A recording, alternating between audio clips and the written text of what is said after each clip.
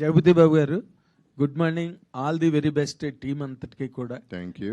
ఎందుకంటే మంచి వెటరన్స్ అందరూ ఉన్నారు ఈ సినిమాలో. And you have your own separate specific following in the audiences.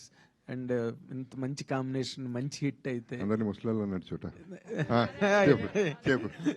కాకపోతే అదేలే, కాకపోతే ఇది ఈ మధ్య షుగర్ డాడీ అని ఒక కాన్సెప్ట్ బాగా వైరల్ అయ్యి ట్రెండింగ్ లో ఉంది. నీకుందా?